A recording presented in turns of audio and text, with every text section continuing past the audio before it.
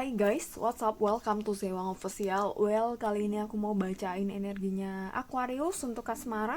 Asmara Aquarius awal Februari 2021. This reading general, so sangat mungkin sekali kalau nggak bisa resonate untuk semua Aquarius, jadi santai aja. Sebagai alternatif, kamu bisa nonton video yang lain yang sesuai dengan Sun, Moon, Rising, dan Venus kamu.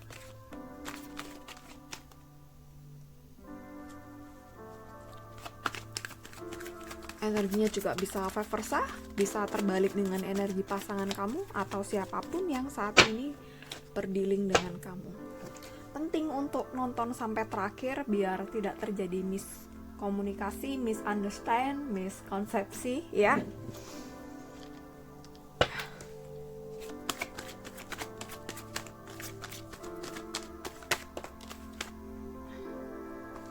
Asmara Aquarius awal Februari 2021.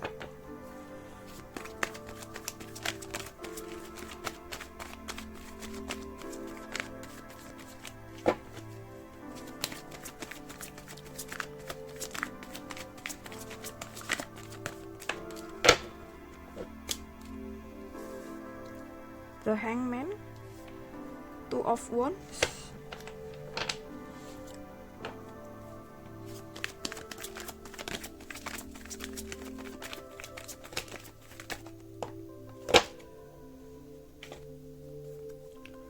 Ten of Swords,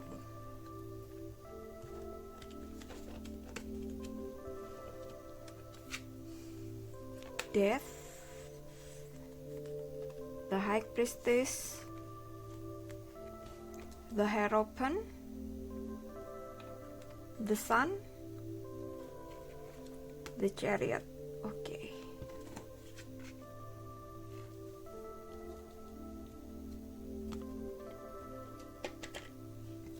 Oke, energinya bisa vice versa, bisa terbalik dengan pasangan kamu atau siapapun yang saat ini punya koneksi atau yang berurusan dengan kamu.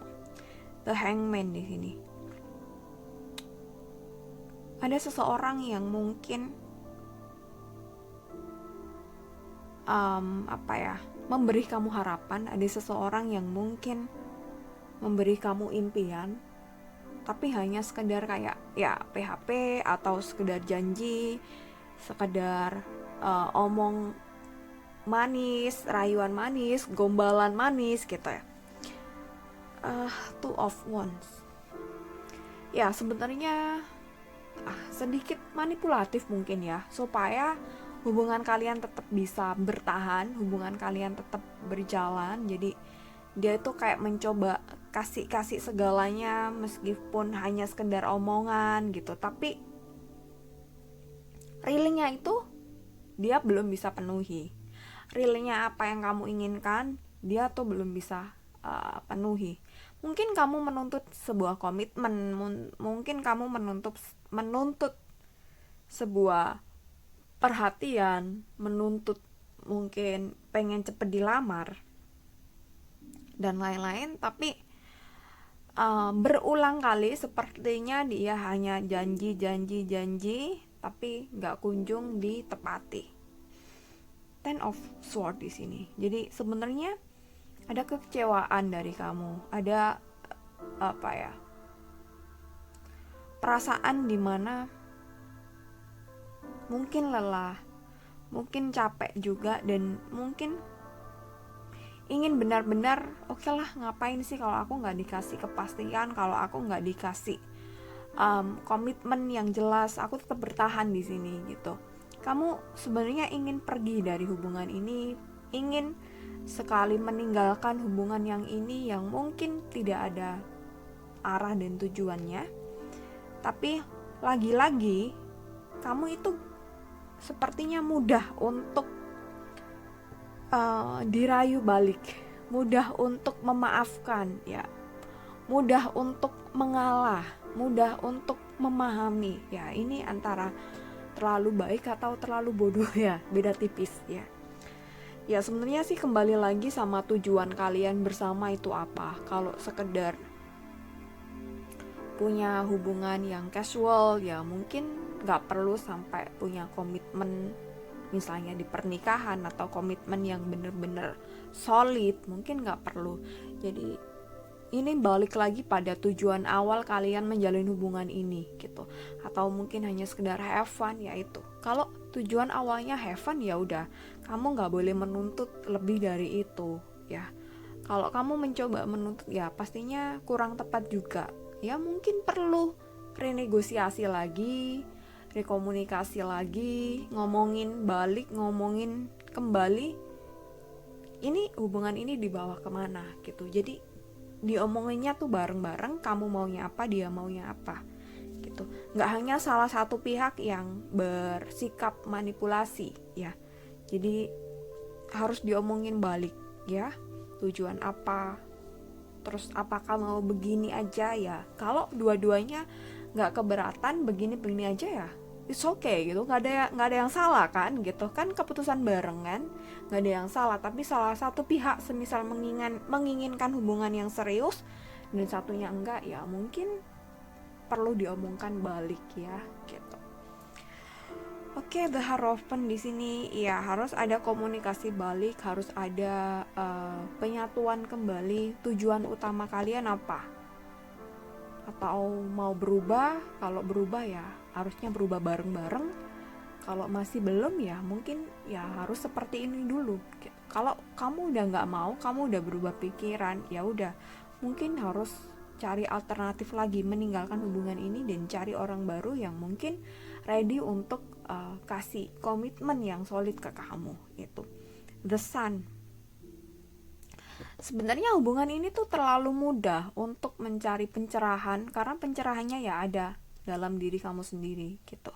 Tapi mungkin seringkali kita nggak bisa berpikir secara jernih, kita nggak bisa berpikir secara objektif akar masalahnya di mana gitu. Jadi seakan-akan aduh pusing, komplit dan lain, galau, baper dan lain sebagainya. Tapi sebenarnya kalau bisa berpikir jernih ya kita pasti nemu jawabannya. Masalahnya tega dan enggak gitu, mau dan enggak. Karena kan meninggalkan sebuah hubungan yang mungkin bisa dibilang udah lama dan udah banyak melakukan hal bersama, terus sayang banget, itu kan mengambil keputusan yang berat mungkin, atau mengambil keputusan yang oke, final gitu kan. Memang gak gampang untuk memulai itu. Tapi kalau udah mulai, udah great, terus nanti bisa move on sometimes ya. Sometimes orang banyak bersyukur ya, I don't know, mungkin banyak orang atau apa ya. Itu yang pernah aku alami. Pernah sangat bersyukur karena oke, aku akhirnya bisa lepas dari hubungan toksik ini. Aku akhirnya bisa lepas dari hubungan yang aduh bener-bener sebenarnya tuh nggak aku banget gitu. Sebenarnya aku nggak suka sama dia, cuma karena terlanjur pacaran lama, terlanjur kenal keluarga, terlanjur selalu dapat perhatian, selalu menggantungkan itu ya, kemelekatan itu yang akhirnya menyusahkan kita untuk berpikir secara objektif dan berpikir di mana kita menyelami diri kita lebih dalam untuk tahu maunya diri kita gitu. Karena kita udah kena kamuflase yang itu tadi, perhatian, kasih sayang, sebenarnya hubungan toksik gitu. Jadi dicoba aja dulu, diusahakan aja dulu. Semisal ini nggak ada kesepakatan, nanti pasti dari kamu ya, I don't know, nggak semua dari kamu mungkin akan bisa bersyukur kalau bisa let go dari hubungan ini. Ya aku pernah kayak gitu. Jadi sebenarnya nggak cocok sama orang tersebut. Kita biasanya kan tahu sebenarnya nih orang bukan sesuai dengan kriteria kita. Kita tahu nih orang bukan nggak cocok untuk kita ke depannya. Tapi karena keterlanjuran itu, terlanjur pacaran lama, terlanjur tiap hari dating, tiap hari makan bareng, terus harus menghilangkan kebiasaan itu pasti di awal sakit banget dan nggak terima. Tapi kalau udah ketemu, wow, pasti wow, sangat bersyukur karena bisa lepas dari hubungan yang gak sehat, hubungan yang membuat diri kita tuh gak berkembang. Itu sangat penting sekali gitu. Pastikan kita mempunyai pasangan yang mensupport diri kita. Kita jadi orang yang lebih produktif, kita jadi orang yang lebih positif, lebih baik sesuai dengan versi kita gitu ya. Jadi jangan sampai hal-hal yang sebenarnya itu adalah bagian dari diri kita, bagian dari siapa diri kita, tapi harus hilang karena pasangan ya.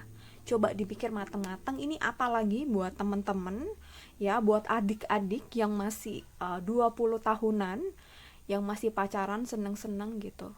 Coba difikirkan dulu apa ya, mungkin cita-cita impiannya, apalagi yang masih belasan tahun yang nongkrongin di sini.